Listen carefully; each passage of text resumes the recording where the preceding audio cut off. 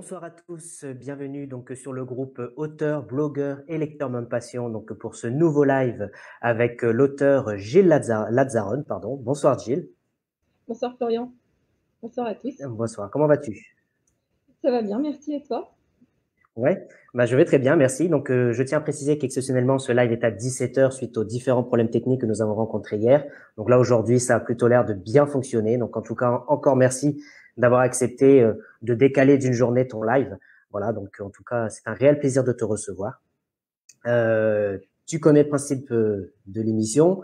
Je vais te poser les questions donc des membres Oui, qui sont en train de nous rejoindre et que je salue, en sachant que tu as accepté ce soir pour l'un d'entre eux d'offrir un exemplaire broché de ton roman. tout à fait. Voilà, mais écoute, je Avec vais te plaisir. laisser te présenter en attendant que les gens posent des questions. Donc, la parole est à toi, Gilles. D'accord, merci. Déjà, merci à tous ceux qui se rendent présents pour assister à ce live. Alors, je suis une écrivaine originaire de Bretagne et j'y vis actuellement. Avant cela, j'ai vécu aussi au Luxembourg et en Belgique. J'ai une formation littéraire et en philosophie et aussi une formation pour enseigner le français en tant que langue étrangère. Donc, dans le cadre de ce métier, j'ai fait des belles rencontres et de façon générale, j'aime me confronter à d'autres cultures, découvrir de nouvelles langues. C'est pour cette raison aussi que j'apprends le lingala euh, au contact de mes amis congolais. Et je crois que ce métissage de culture se ressent dans mon roman, ne serait-ce que déjà dans la couverture du livre et dans le titre que Kimia l'emporte, parce que Kimia est un terme emprunté au lingala. Et pour ce qui est de l'écriture en elle-même, j'ai toujours écrit, j'ai toujours aimé lire et écrire. Déjà adolescente, j'écrivais un journal de bord en vacances, des poèmes ou des pensées. Il y a eu une interruption. J'ai arrêté d'écrire à 20 ans en me disant que je n'écrirais plus jamais.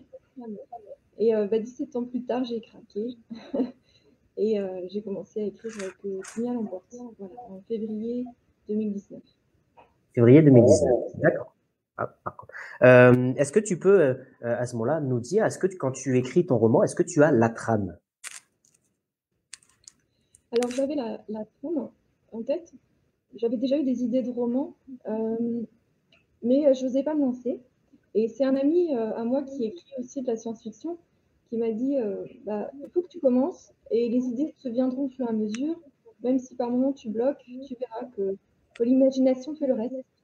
C'était un excellent conseil et que j'ai suivi. Donc je me suis lancée. J'avais une idée d'où je voulais aller, mais pas forcément comment y arriver, mais c'est venu au fur et à mesure. D'accord, ok. Et justement, on va commencer puisque je commence à voir les gens qui arrivent, tous nombreux. Donc, bonsoir à tous. Est-ce que tu peux justement donc nous présenter ton roman que Kimia l'emporte? Oui, bien sûr. Alors, Que Timia l'emporte, c'est un roman d'anticipation. C'est une dystopie, même si dystopie, c'est parfois un mot qui renvoie à un genre littéraire assez sombre.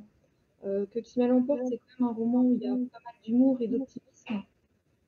Alors, l'histoire en elle-même, eh bien, c'est, voilà, on est sur Terre, et la Terre est ravagée sur le plan écologique, elle est aussi au bord d'un cataclysme nucléaire, et c'est là que des envahisseurs interviennent.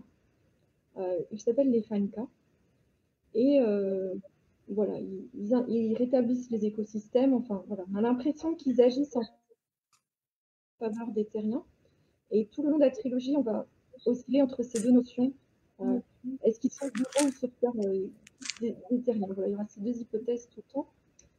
Et tout au long de l'histoire, on suit le parcours de Mélina, une jeune femme, une terrienne. Et on suit, c'est aussi une histoire de résilience. Parce que voilà, elle va rencontrer des drames, des bouleversements dans sa vie. Elle va se retrouver face à des questionnements, des tiraillements affectifs. Et au travers de son aventure, on va finalement découvrir ce nouveau monde, ce nouvel univers. Et on va aussi finalement découvrir comment cet antagonisme entre les Fanka et les Terriens va se résoudre. Parce qu'elle est aussi l'héroïne, donc elle va jouer un rôle là-dedans. D'accord. Mais en tout cas, il y a, j'écorche pas son nom, VG Goncalves, qui dit que tu as beaucoup de talent, Gilles. Ah, c'est gentil. Voilà. Mais Donc, bon, bonsoir à tous ceux qui sont là, hein. Je vois qu'il y a Laurence Varenne qui est là, donc Lorenza, Sabine Bolzan qui nous dit bonsoir et joli sapin. Bah oui, bah c'est la période, hein, le sapin. Emeric Janier qui est là. Bon, Mathis, bonsoir. Sandro, Nicole, voilà, donc bonsoir à tous. Sylviane qui est là aussi. Sandro Galeazzi, pardon, qui demande petite question pour l'auteur. À quel moment considérez-vous que votre roman est terminé? là, c'est une question difficile parce qu'on a l'impression qu'un roman n'est jamais fini. On peut toujours l'améliorer. Euh, Moi, j'ai écouté l'avis de mes lecteurs, de mon entourage. Ils ne voulaient plus que je touche au livre et bah, du coup, je les ai écoutés. Ils voulaient vraiment préserver aussi bah, peut-être la fraîcheur de mes premiers jets et voilà, j'ai cessé d'y toucher. Après, il y a tout le travail de correction, mais ça que j'ai Mhm. laissé à quelqu'un d'autre. Donc, voilà. Je Et, pense qu'on peut considérer qu'il est terminé une fois qu'il sort de l'imprimerie et qu'on le tient entre les mains avec la couverture. D'accord. Et justement, tu dis des personnes qui t'ont aidé à écrire ce roman. On a échangé tout à l'heure en off. Il y a Judy Manuzzi, donc de Horizon Coaching, qui t'a aidé. Est-ce que tu peux nous dire un petit peu ce qu'elle t'a apporté de plus sur la construction de ton roman? Alors, moi j'ai fait appel à Judy. Mon roman était publié déjà. J'ai fait appel à elle pour m'aider au niveau du développement des réseaux sociaux, pour m'aider aussi à contacter des libraires, des professionnels pour avoir une petite revue de presse. Donc j'ai fait appel au service de Judy pour ça. C'est vrai qu'elle offre pas mal de choses. Je l'ai rencontrée grâce à Rudy Fort et voilà, je suis allée sur son site internet, j'ai le mini-cours offert consacré aux écrivains qui veulent s'auto-éditer. Voilà, j'ai aimé le ton franc et optimiste. Je trouve que c'est des bonnes qualités chez un coach. Donc voilà, ensuite je l'ai contacté. D'accord, ok, superbe. En tout cas, merci pour tes réponses, nous dit Sandro. Sissi Urvois qui demande combien de temps as-tu mis pour écrire ton roman? Alors en fait, je l'ai fini en 19, mais après j'ai eu tout un travail de réécriture. Donc le mois de septembre qui a suivi, j'ai réécrit pas mal de scènes, pas mal de choses. Je dirais qu'en tout, ça m'a quand même pris un an, on Ah va non, dire. d'accord, ok. Ouais. Et justement, comment tu t'es senti au moment où tu as écrit le mot fin, au fond de toi? Est-ce que tu avais eu l'impression d'abandonner tes personnages? Alors, je n'ai pas eu le sentiment de les abandonner parce que j'ai oublié de le préciser quand j'ai présenté le roman, mais c'est une trilogie. Ah, Donc, leur histoire continue. Je suis en train de l'écrire, il y a 2 tomes, donc en cours d'écriture. Parce que c'est vrai qu'au cours de l'histoire, je me suis dit: «Ah bah mince, ça va se terminer». Je me suis attachée à mes personnages, je ne voulais pas les lâcher. Donc, j'ai eu l'idée de continuer l'histoire. Après, quand j'ai fini ce tome-là, ouais, j'étais vraiment heureuse. d'accord. Et justement, il y a deux questions de Virginie. La première qui concerne ta couverture. Qui c'est qui l'a fait? Parce que c'est vrai qu'elle est magnifique. Et en même temps, est-ce que tu t'inspires des séries TV pour l'écriture de tes romans? Alors, première question, c'est Graphisme Laure, que j'ai contacté pour la couverture. C'est vrai qu'elle a fait un travail magnifique. Elle s'est vraiment adaptée à ma demande. Aussi, quand je lui ai demandé des retouches, elle a été très patiente. C'est vrai qu'elle a fait un travail. Voilà. C'est important pour moi que sur la couverture, il y a ce cheval qui se cabre, parce que c'est vrai que c'est de la science-fiction, en moment, mais ça garde un côté très terrestre. Et le cheval permet de montrer que oui, ça se passe bien sur Terre, qu'il y a un rapport aussi à la nature, à l'écologie. Donc voilà, elle a vraiment respecté toutes ces demandes-là. C'était très sympa de travailler avec elle. D'accord. Et concernant les séries TV? Non, j'avoue que non, Non. je n'en suis Non. pas. D'accord. Ouais. Et justement, alors, qu'est-ce qui t'inspire dans l'écriture de tes romans? C'est quelque chose qui t'inspire plus que d'autres? J'aime bien écouter de la musique, ça m'inspire. D'accord. Voilà. J'écoute, Ouais, j'imagine que c'est comme beaucoup d'auteurs, plus de l'instrumental, sans parole. pas forcément. Non. Non? D'accord. Quel genre de musique? Est-ce que tu as une playlist type? J'ai une playlist pour chacun des tomes, c'est pas les mêmes. Parce que D'accord. pas les mêmes ambiances. Donc, je peux écouter D'accord. vraiment, c'est très éclectique. Je peux écouter de l'électro, du jazz, Et du folk, beaucoup de folk, de du musique folk. celtique. D'accord, ok. Et justement, dans tes rituels, est-ce que tu écris plutôt le matin, le soir, la nuit? Alors, pour le tome 1, je crois que j'écrivais tout le temps dès que j'avais l'occasion.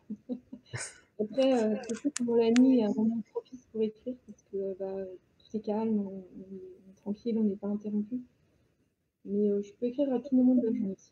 Bah, quand j'en ai l'opportunité et que j'ai le temps, bien sûr. Ouais. Et le syndrome de la page blanche, je vois passer la question, est-ce que tu l'as connu? Oui, un peu. Un peu parce que j'ai écrit le tome 1, dans le même temps, je pensais au tome 2. Et puis bon, bah, j'ai eu quand même, j'ai une vie. J'ai connu voilà, des événements douloureux au cours de cette écriture. Et j'ai ressenti à un moment une grosse fatigue. Grosse fatigue, mais c'est vrai que là, ça s'est un petit peu tassé, l'inspiration. Et puis c'est revenu. J'ai appris maintenant à gérer aussi l'écriture, parce que c'est vrai que ça peut être très dévorant. Ça me faisait même un peu peur. Mais j'ai appris à gérer ça et voilà, à faire des plannings, à être plus équilibré. Mm. D'accord, ok. Alors, je salue Vanessa Sibdon qui vient d'arriver, donc bonsoir à vous. Et Mélanie Baranger, bonsoir, qui demande, est-ce que vous consacrez votre temps à l'écriture ou est-ce que vous travaillez à côté? Non, je travaille à côté. Ouais, ouais. Voilà. Je Tu travaille ne à vis pas côté. encore de ta passion.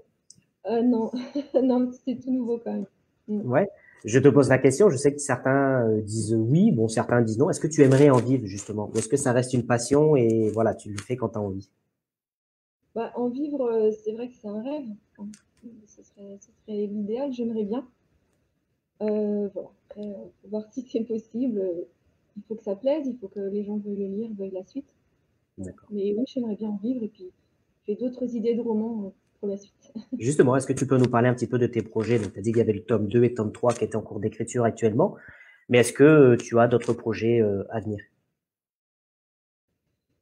Oui, j'ai un roman qui me trotte en tête depuis longtemps. Donc, ce ne serait pas de la science-fiction par contre, mais un roman voilà, contemporain sur l'amitié entre deux femmes, une congolaise et une luxembourgeoise.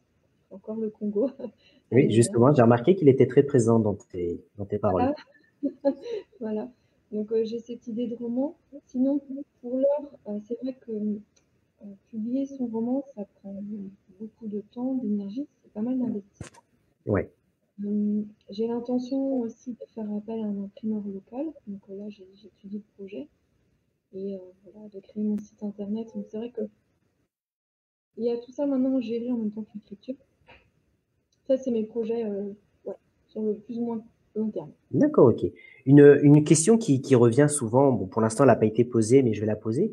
C'est quel conseil tu donnerais à un jeune auteur qui a envie de se lancer, justement, voilà, il ne sait pas si s'éditer lui-même, se lancer dans l'édition, comment? Quel conseil tu pourrais lui donner? S'il veut choisir entre l'auto-édition et l'édition, Oui, et puis bah, même c'est ça. le conseil pour franchir le pas de se lancer justement dans l'écriture. Parce que souvent, c'est, ouais, mais j'ai pas d'inspiration, j'ai pas d'idée. Quel serait ton conseil, justement? Mon conseil, c'est quand on a des idées ou qu'on a des scènes qui nous viennent en tête, il faut les écrire. Et puis, euh, voilà, laisser passer le temps, de temps en temps les relire, et puis petit à petit, on va voir qu'il y a des choses qui s'ajoutent, il y a des idées qui viennent. Voilà, il faut laisser mijoter, comme on Oui. dit. Et moi, je conseille de se lancer, parce que c'est vraiment une belle aventure. Moi, je m'en croyais pas capable d'écrire un roman. Euh, je savais pas que ce serait possible avant de le faire. Donc, il y a un moment donné, il faut se lancer. Et justement, quels sont les retours que tu as eus sur ton roman à ce jour? J'ai des retours enthousiastes. Je suis vraiment contente parce que sur Amazon, j'ai eu des commentaires chaleureux et positifs. Dès le départ, quand j'ai écrit, j'ai ressenti le besoin de me confronter à un lectorat. Donc, je l'ai fait lire autour de moi parce que je voulais savoir si le jeu en valait la chandelle, parce que c'est vrai que c'est beaucoup de travail quand même. Et bah, mes lecteurs étaient enthousiastes. En tout cas, ils tenaient vraiment à voir la suite de l'histoire de Migmore et en lui. Donc, tout ça, ça m'a motivée. bien sûr. Et voilà, voilà, les retours que j'ai, c'est qu'ils sont très impatients de lire le tome 2. Donc, c'est la pression. Et justement, est-ce que tu fais appel à des bêta-lecteurs? Parce que souvent, il y a souvent des gens qui se lancent dans la bêta-lecture en disant, bah, je suis tellement impatient de lire le tome 2 bah, que je me lance dans la bêta-lecture pour aider l'auteur, mais aussi pas pour lire la suite en avant-première. Bah, en fait, je suis novice, donc je connaissais pas le terme, je l'ai découvert récemment. Je pense qu'instinctivement, c'est ce que j'ai fait, faire appel à des bêta-lecteurs, parce que j'ai fait lire mon roman. Voilà, il était vraiment au début à état brouillon. J'aimais bien avoir des avis sur bah non, telle scène, faudrait que tu l'améliores, ou tel dialogue, j'ai pas aimé. Donc voilà, je pense pour le tome 2, oui, que là, je ferai appel à des bêta-lecteurs. Je trouve ça important d'avoir des avis extérieurs de personnes de différents âges. C'est vraiment important. Mm. D'accord, ok, super. Alors, je reprends un petit peu les questions. Donc, je vois que Céline Bourbon vient d'arriver. Donc, bonsoir Céline. Voilà, la fille du Père Noël, elle saura pourquoi je dis ça. Sissi Orvois qui dit, je te souhaite d'en vivre avec un petit cœur. Voilà. Ah, elle est gentille. Sacha Noah qui vient d'arriver, donc bonsoir. Michel, Isabelle Julien qui est là, Cécile Carello qui est là aussi, donc bonsoir à tous. Est-ce que, en attendant que la prochaine question arrive, tu pourrais nous lire un petit extrait de ton roman? Oui, avec Allez. plaisir. Donc n'hésitez pas à poser vos questions, hein, et puis je rappelle qu'un exemplaire sera à gagner à l'issue de ce live. Donc merci encore à toi pour ce cadeau. Avec plaisir. Alors, je vais quand même préciser la scène parce que c'est un extrait que j'écris dans la partie 2 du livre, qui est dans 5 parties. Et ouais, c'est jamais évident de choisir un extrait.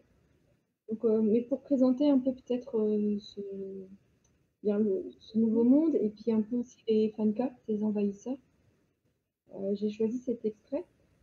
Et alors, bah, la Terre vient d'échapper à la guerre atomique grâce à eux. Ils viennent d'arriver et puis bah, les survivants se posent plein de questions. Et là, ils ont l'occasion d'avoir un interlocuteur qui les a rencontrés personnellement. Ouais. Donc l'action se situe là. Et c'est là que D'accord, commence ok. Nous l'extrait. t'écoutons, voilà.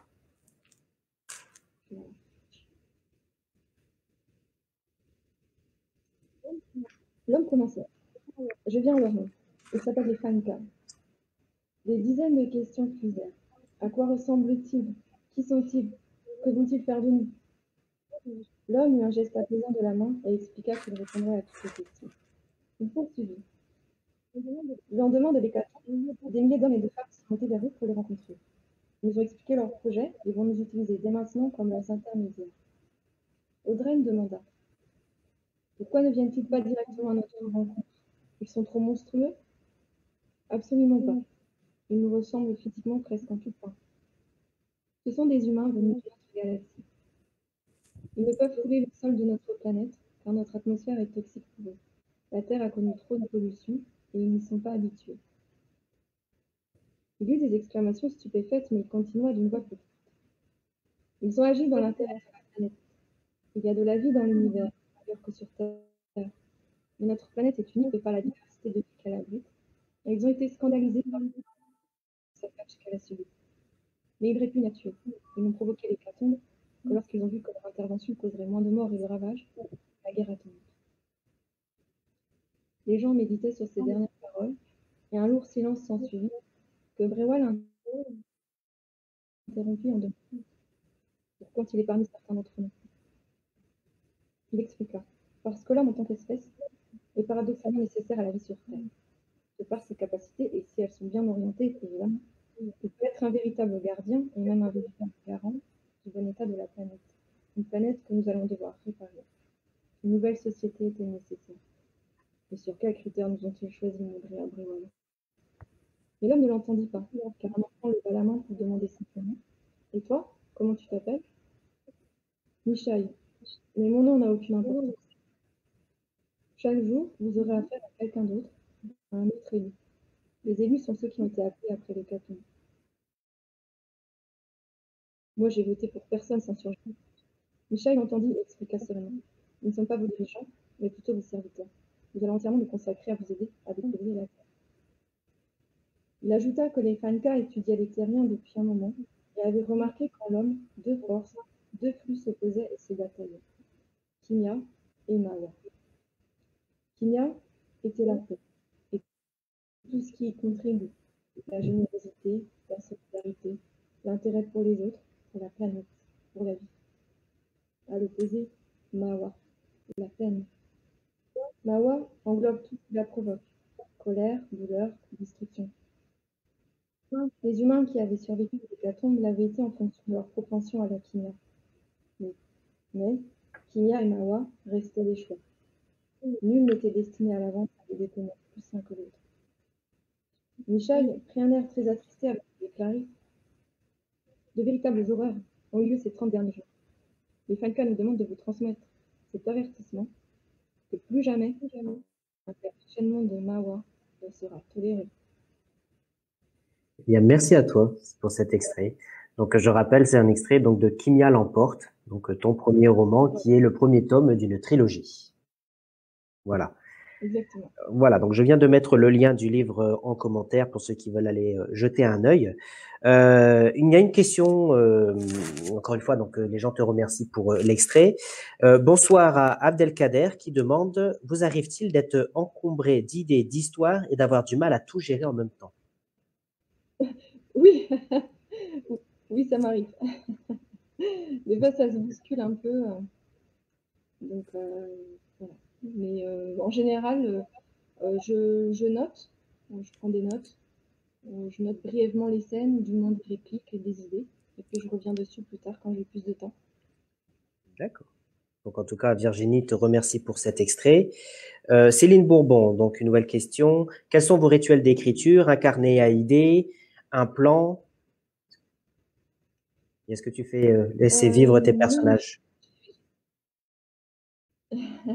pardon, j'ai pas entendu la suite. Est-ce que tu laisses vivre tes personnages ou est-ce que c'est vraiment précis? Oui, vraiment, oui, parce que je les considère un peu comme des vraies personnes, c'est-à-dire comme une matière vivante et pas figée. Et c'est plus eux qui m'inspirent l'histoire que le contraire. Donc ils ont aussi une part, ils ont aussi droit à l'improvisation, des fois, parce que j'avais prévu telle et telle réaction. Finalement, bah voilà, je me rends compte que ça ne colle pas euh, avec les événements qui viennent de se dérouler. Donc non, j'ai pas de fiche personnage ou ce genre de plan. Non, moi, quelque chose auquel je tiens, c'est que sur le plan psychologique, sur le plan de la psychologie des personnages, euh, c'est important que ce soit cohérent. C'est-à-dire, s'ils vivent un bouleversement, un traumatisme, qu'ils ont telle ou telle blessure intérieure, je trouve ça important que leur réaction, ce qu'ils ressentent ou ce qu'ils disent, ce soit cohérent. D'accord, ok. En tout cas, merci pour toutes tes réponses. Et il y a Sacha qui nous dit: après la lecture de cet extrait, on a juste une envie, connaître la suite. Noël arrive. C'est un signe. Ah, bah c'est chouette, présent. Est-ce qu'il y a des auteurs qui t'inspirent plus que d'autres? Alors, c'est compliqué de répondre parce que j'aime beaucoup lire, j'ai lu pas mal de choses. Après, vu que j'ai une formation littéraire, voilà, j'aime beaucoup les classiques, C'est que ce bien. soit, j'aime beaucoup l'humanité des personnages de Victor Hugo, euh, de John Steinbeck. Mm. Ça, j'avoue que c'est des auteurs que je trouve Oh, c'est des beaux auteurs. inspirants.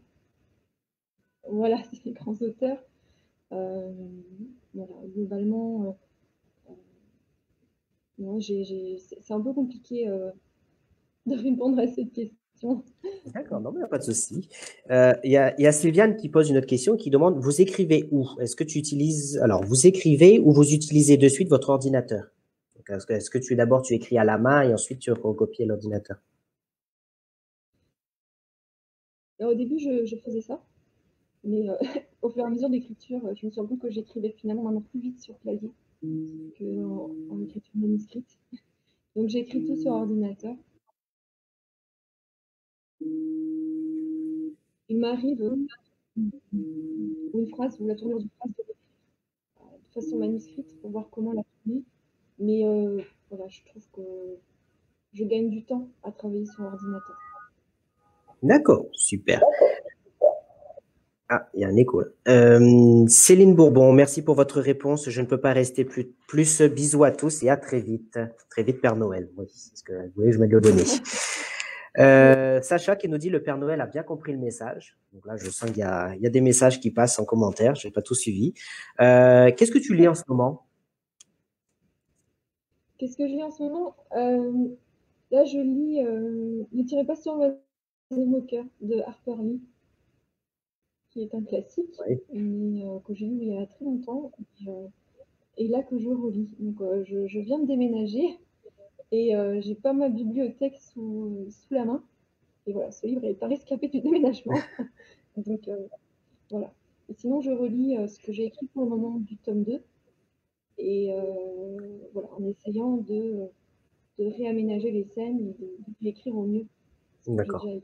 Est-ce que tu as une idée à peu près de quand pourrait sortir le tome 2 pour ceux qui ont lu le tome 1 et qui l'attendent?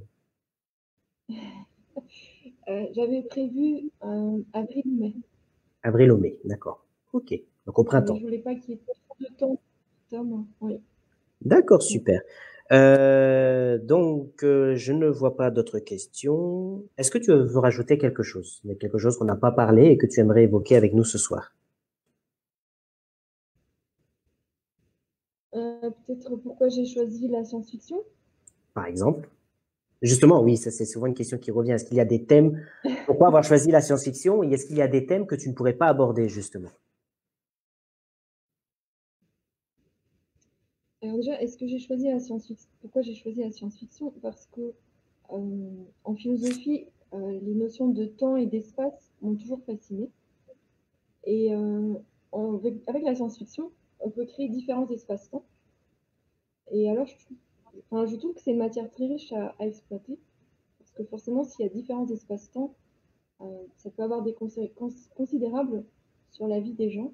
euh, et puis, des conséquences affectives. Ça permet de parler de plein de choses, de la vie, de la mort, de l'amour, de l'amitié. Donc, c'est des thèmes universels. D'accord, ok. Laurence, bonsoir. Quand vous avez réalisé pour la première fois que vous vouliez devenir écrivain ou conteur? Euh, Depuis que j'étais petite, je voulais devenir écrivain. C'était un rêve d'enfant. Je pensais pas le concrétiser un jour, mais voilà, j'ai réussi à écrire un roman, j'ai écrit la suite, donc D'accord. je me Une satisfais de question, ça. une question peut-être un peu personnelle. Qu'en ont pensé justement ta famille? Voilà, que tu deviennes justement auteur et que bah, le livre sorte. Ouais, ils étaient ravis. Ils étaient ravis. Et mon mari, il a suivi tout le cheminement. euh, Parce que mon livre, je le lui ai lu dès le départ. À la base, j'ai écrit pour lui et pour mon petit frère. Donc, ça, c'est aussi un conseil pour ceux qui veulent se lancer. C'est d'écrire pour quelqu'un. Ça fait moins peur d'écrire pour quelqu'un qu'on connaît que pour un public Oui, d'anonymes. Voilà. Donc, j'ai écrit ce livre voilà, pour mon mari. Il m'écoutait chaque soir et il trouvait que il fallait vraiment que j'en fasse quelque chose, que j'aille plus loin, que je le publie. Donc si ce livre a été publié, c'est vraiment parce que il y a des gens qui ont cru en moi, mhm. mes amis, ma famille, mon mari. Et, ça, c'est aussi quelque chose que si on veut réaliser un projet, un rêve ou quelque chose qui nous tient à cœur, il faut vraiment s'entourer de gens qui croient en nous, parce que c'est comme ça qu'on y arrive. Voilà. D'accord, ok. Bah, merci en tout cas pour ce nouveau conseil. Marie-Rosa qui vient d'arriver. Donc, bonsoir Marie. Je vois que Polly Gironas est là aussi. Bonsoir. Super. Alors, je remonte un petit peu les messages. Tac. Bah, écoute, j'ai pas d'autres questions pour le moment. Alors, par contre, je vois des messages. Oui, alors je vois les messages effectivement comme quoi il y aurait des petits problèmes de son. Ah, Mais ça, c'est parce qu'effectivement, il y a le poêle, je crois, qui tourne derrière, on a dit tout à l'heure. Est-ce que tu veux rajouter quelque chose? euh,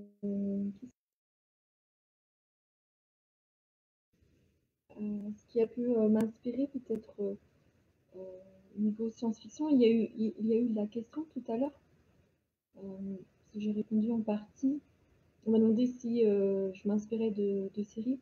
C'est surtout des films, de Oui. science-fiction qui m'ont inspirée, notamment ceux des réalisateurs Kosinski et Nolan. Donc, Oblivion, Interstellar, c'est des films Oui. que j'aime beaucoup, qui m'ont longtemps habité après les avoir regardés. Et, voilà. C'est des Et, films aussi et- sur et- l'espace-temps, hein, la vie et la mort. Ouais. D'accord. Et justement, on a posé la question de est-ce qu'il y avait des sujets sur lesquels tu ne pourrais pas écrire? Tu disais que tu avais écrit sur la science-fiction. Est-ce que, par exemple, tu te vois écrire du thriller, du polar, du feel-good ou pas du tout?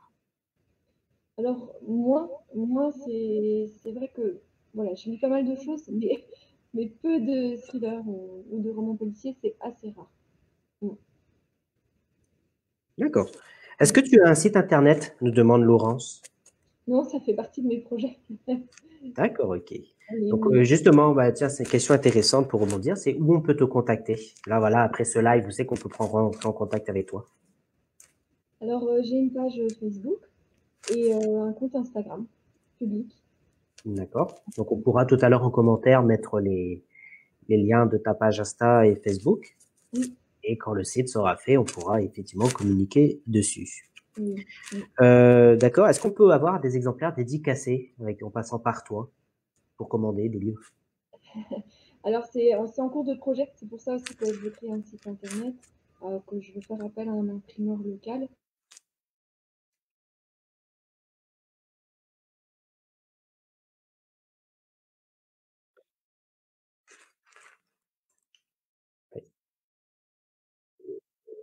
Oui.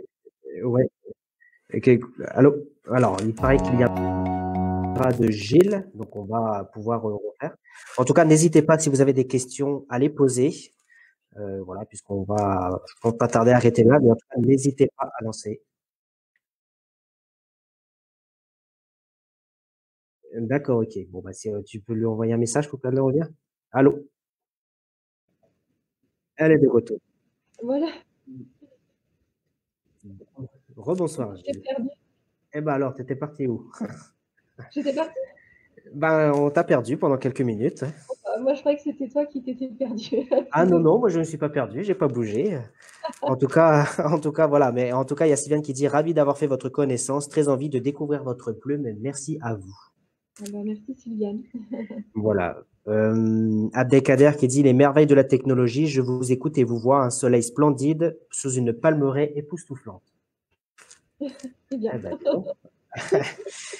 Donc, Virginie qui nous dit merci pour ce live. Donc là, bon, je pense que les gens n'ont plus de questions. En tout cas, on a fait le tour, en tout cas, de ton univers. Je te remercie d'avoir accepté donc de venir faire ce live.